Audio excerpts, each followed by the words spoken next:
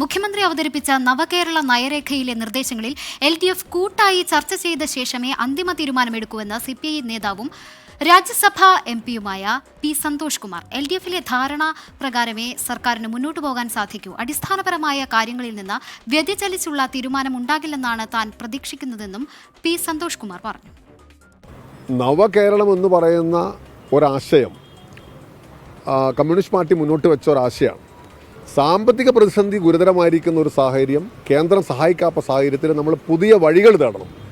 ആ വഴികൾ എന്തെല്ലാമാണ് എന്നതാണ് പ്രധാനപ്പെട്ട ചർച്ചാ വിഷയം. ആ വഴികളിൽ CPIക്ക് കൂടെ സ്വീകാര്യമായിരിക്കുന്ന എല്ലാ വഴികളെക്കുറിച്ചും തർക്കമില്ല.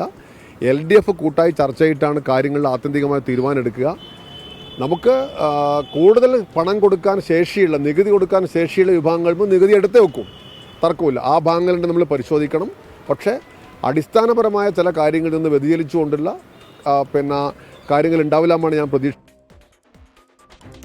വിവരങ്ങൾ ഡൽഹിയിൽ നിന്ന് അച്യുതൻ നൽകും. അച്യുതൻ, ഇതുപോലെ നവകേരള നയരേഖ വന്നപ്പോൾ തന്നെ പാർട്ടിക്കകത്ത് തന്നെ വലിയ രീതിയിൽ വിമർശനങ്ങളും വ്യത്യസ്ത അഭിപ്രായങ്ങളും ഉണ്ടായിരുന്നു.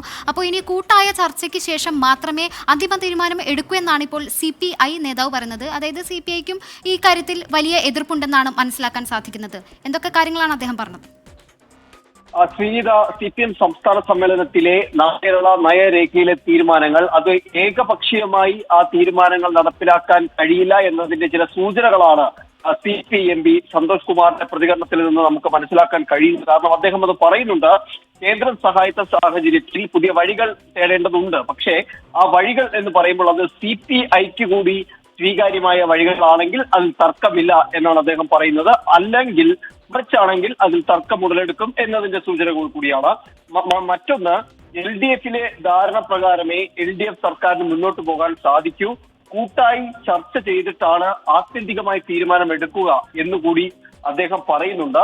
ഒപ്പം തന്നെ കൂടുതൽ നികുതി കൊടുക്കാൻ ശേഷിയുള്ള വിഭാഗങ്ങളിൽ നിന്ന് നികുതി എടുക്കണമെന്ന് അദ്ദേഹം പറയുന്നെങ്കിൽ കൂടിയും അടിസ്ഥാനപരമായ കാര്യങ്ങളിൽ നിന്ന് വ്യതിചലിച്ചുകൊണ്ടുള്ള കാര്യങ്ങൾ ഉണ്ടാകില്ല എന്നുകൂടി പ്രതീക്ഷിക്കുന്നു എന്നാണ് ഇപ്പോൾ CPI MP കൂടിയായിട്ടുള്ള സന്തോഷ് കുമാർ ഈ നയരേഖയുമായി ബന്ധപ്പെട്ട പ്രതികരിച്ചിരിക്കുന്നത്. അതായത് CPM-ന് ഇക്കാര്യത്തിൽ ഏകപക്ഷീയമായി മുന്നോട്ട് പോകാൻ കഴിയില്ല. അതിന് മറ്റ് LDF-ന്റെ ഭാഗമായിട്ടുള്ള ഘടകകക്ഷികളുടെ കൂടി അഭിപ്രായം തേടിക്കൊണ്ട് മാത്രമേ മുന്നോട്ട് പോകാൻ കഴിയൂ എന്നാണ് ആ പ്രതികരണത്തിൽ നിന്ന് വ്യക്തമാകുന്നത്.